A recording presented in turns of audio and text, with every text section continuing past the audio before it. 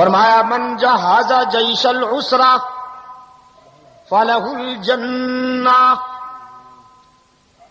اللہ کے رسول صلی اللہ علیہ وسلم نے فرمایا تھا جیش عسرہ کی تجہیز میں، غزوہ تبوک کے مالی تقاضوں کی تکمیل میں جو شخص نمایاں حصہ لے گا میں اس کے لیے جنت کی بشارت سناتا ہوں. عثمان رضی اللہ تعالی عنہ نے پوچھا بتاؤ غزوہ تبوک کی تیاری کے موقع پر سب سے زیادہ ایثار کس نے کیا؟ لوگوں میں سے بہت ساروں کی آوازیں بلند ہوئیں کہ آپ کے حصے میں یہ سعادت آئی. فرمایا وہ دن بھی تمہیں یاد ہوگا جب اللہ کے رسول صلی اللہ علیہ وسلم نے فرمایا تھا مدینہ والوں کے لیے وہ میٹھے پانی کا کنواں جو ایک یہودی کی ملکیت ہے، جو شخص خرید کرے گا اس کے لیے بھی جنت کا اعلان کرتا ہوں. عثمان نے یہودی کے پاس جا کر اس کنویں کی قیمت طے کی، منہ مانگے دام دے کر کنواں خرید کر بارگاہ رسالت میں آئے. اللہ کے رسول صلی اللہ علیہ وسلم کی خدمت میں عرض کیا وہ کنواں میں نے خرید کر لیا ہے. رحمت عالم صلی اللہ علیہ وسلم نے فرمایا عثمان جزاک اللہ، مجھے خوشی ہوئی کہ وہ کنواں آپ نے خرید کر لیا،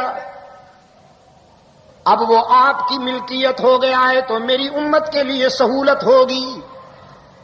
حضرت عثمان رضی اللہ تعالیٰ عنہ نے عرض کیا اللہ کے رسول وہ کنواں میں نے خرید تو کر لیا ہے لیکن ملکیت میری نہیں ہے، آج کے بعد قیامت تک کے لیے وہ کنواں میں آپ کی امت کے لیے وقف کرتا ہوں، اب وہ میری ملکیت نہیں ہے اللہ کی ملکیت ہے.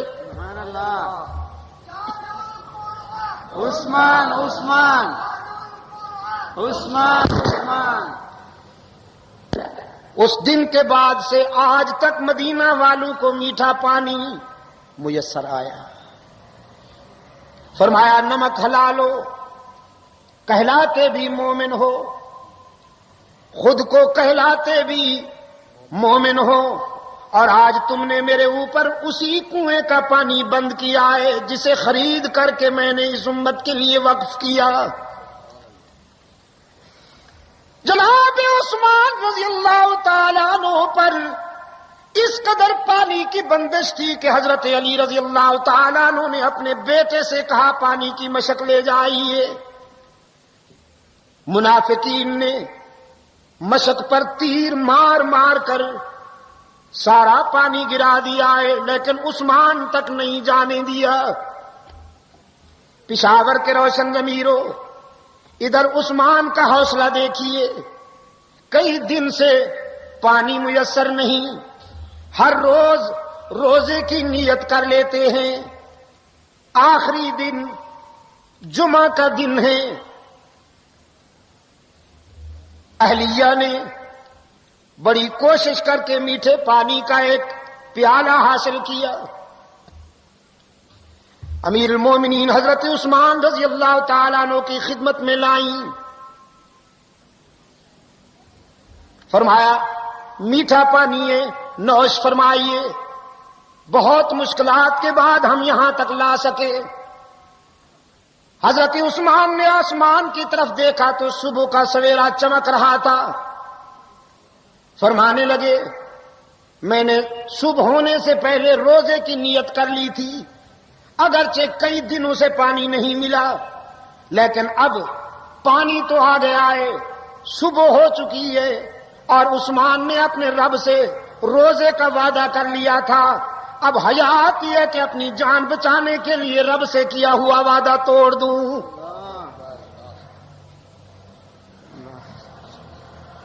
سیدنا علی المرتضی رضی اللہ تعالیٰ عنہ آئے، آنکھوں میں آنسو ہیں، سینے میں اضطراب ہے.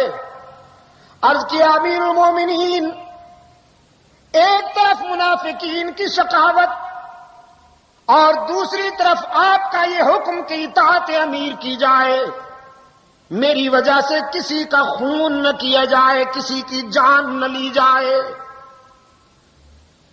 ہم تو عجیب آزمائش میں ہیں، ہمیں بتائیے کہ ہم کیا کریں۔ حضرت عثمان رضی اللہ تعالیٰ عنہ نے فرمایا، علی بھائی، شاید آج میرے امتحان کا بھی آخری دن ہے اور تمہاری بے قراری کا بھی۔ آپ کے آنے سے چند لمحے پہلے غنودگی کے عالم میں مجھے اپنے آقا کی زیارت ہوئی، رحمت عالم صلی اللہ علیہ وسلم کی زیارت ہوئی۔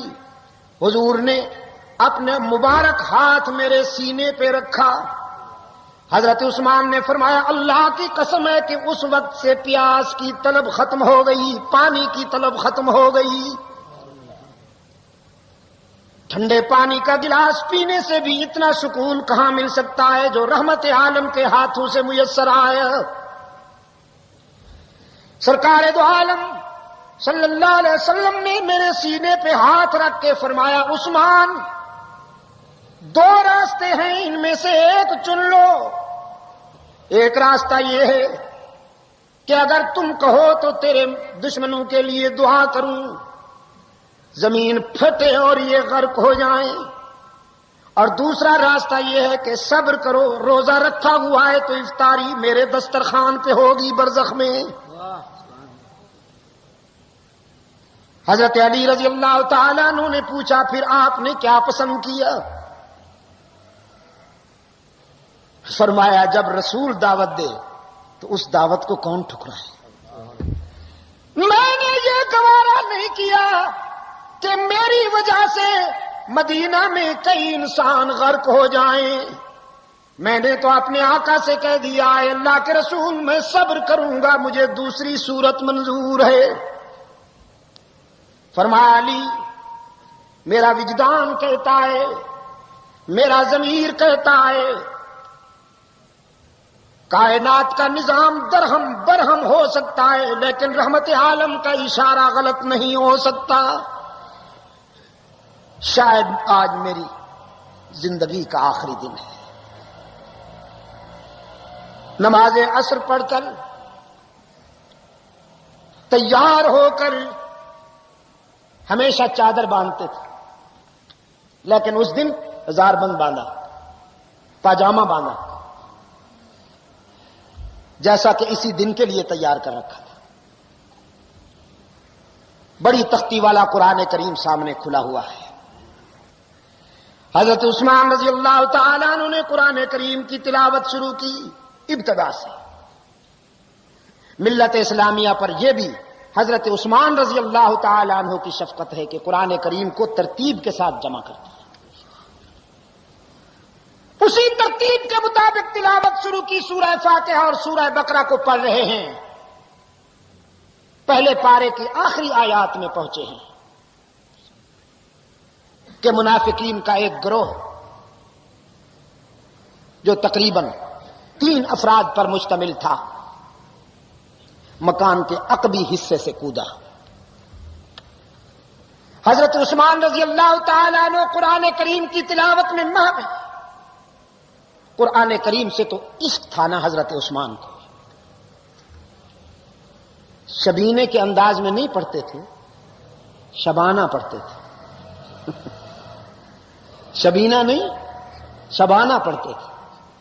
جب ساری دنیا سو جاتی تھی تو مکان کے ایک کونے میں رات کے سناٹے میں تلاوت کلام پاک کے چراغ جلاتے تھے حضرت عثمان۔ اور ہمارا شبینہ ماشاءاللہ، بعض قاری صاحبان تو ایسے ہوتے ہیں کہ سگریٹ پیتے پیتے پھینک کر اللہ اکبر الحمدللہ رب العالمین الرحمن الرحیم مالک یوم الدین ایاک نعبد و ایاک نستعین پڑھ کر اپنے 2 سپارے پھر واپس آ کر سگریٹ پیتے۔ حقہ چلتا ہے، نسوار چلتی ہے۔ اللہ تعالی ہمارے حال پہ رحم فرمائے۔ یہی وجہ ہے کہ قرآن کریم ہمارے دل میں نہیں اترتا، دماغ اور معدے کے درمیان رہتا ہے، دماغ اور معدے کے درمیان، ضمیر کی گہرائیوں میں نہیں اترتا۔ اور عثمان تو قرآن کا عاشق ہے، قاتل مکان کے عقبی حصہ سے آئے اور حضرت عثمان رضی اللہ تعالی عنہ پر وار کیا. سریہ اتارا حضرت عثمان کے سینے میں اور گھائل ہو کر جب گرے تو نہ ادھر نہ ادھر نہ پیچھے، سامنے قرآن کھلا ہوا تھا، بس جب گھائل ہو کر گرے تو قرآن کے دامن میں جا پہنچے. عثمان نے قرآن کو اور قرآن نے عثمان کو سینے سے لگا کر دوستی پکی کر لی. اور میں اسی حوالے سے کہا کرتا ہوں، اللہ کی عدالت میں حشر کے دن جب شہداء پیش ہوں گے، کسی شہید کی شہادت کی گواہی خنجر دے گا، کسی شہید کی شہادت کی گواہی تلوار دے گی، کسی شہید کی شہادت کی گواہی تیر دے گا، کسی شہید کی شہادت کی گواہی کمان دے گی. عثمان وہ خوش نصیب ہے کہ اس کی شہادت کی گواہی اللہ کا قرآن دے گا. قرآن گواہی دے گا الہ العالمین. عثمان کے آخری سانس میرے دامن میں نکلے. یہودی اپنی سازش میں کامیاب ہو گئے تھے، اس لیے کہ عثمان کی خلافت میں کم و بیش 12 سالہ دور خلافت میں صہیونیت اور نصرانیت کے پرخچے اڑے.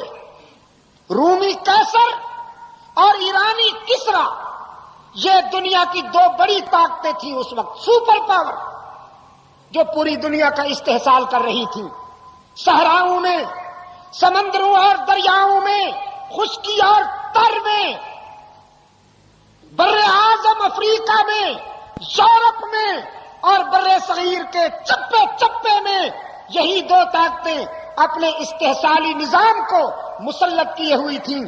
سیدنا فاروق اعظم رضی اللہ تعالی عنہ کے تدبر، جلالت اور ان کی فراست نے جس سلسلے کا آغاز کیا تھا، عثمان ابن عفان کی قیادت میں امت نے اس سلسلے کو پایا تکمیل تک پہنچایا. عثمان کی خوش قسمتی یہ تھی کہ ان کے وزیروں میں حضرت علی جیسے روشن ضمیر شامل تھے، ان کے مشیروں میں حضرت معاویہ بن ابی سفیان، حضرت سعد بن ابی وقاص، عمرو بن عاص رضی اللہ تعالی عنہم جیسے، عمر بن عبد العزیز، حضرت عبداللہ بن عمر جیسے لوگ شامل تھے، جن کی مشاورت اور جن کی رفاقت میں اسلامی لشکر جہاں بھی پہنچا فتح سے ہمکنار ہو کر آیا. بحری بیڑے کا آغاز حضرت عثمان کی خلافت میں ہوتا ہے. حضرت معاویہ کی قیادت و سیادت میں کم و بیش 50 بحری مار کے، جن کے امیر حضرت معاویہ تھے، سیدنا عثمان رضی اللہ تعالی عنہ کی اجازت کے ساتھ 50 مار کے وہ ہیں کہ جو بحری راستے سے سر ہوئے حضرت معاویہ کی قیادت میں. اور تاریخ ششدر ہے ان کے نتائج پر کہ ان 50 میں سے کسی ایک پر بھی ناکامی نہیں ہوئی. حضرت عثمان کے مشیر اور وزیر حضرت معاویہ کی قیادت میں بحری راستے سے فرزندان اسلام نے جس مہم پر قدم بڑھائے، فتح و نصرت نے ان کے قدم چومے.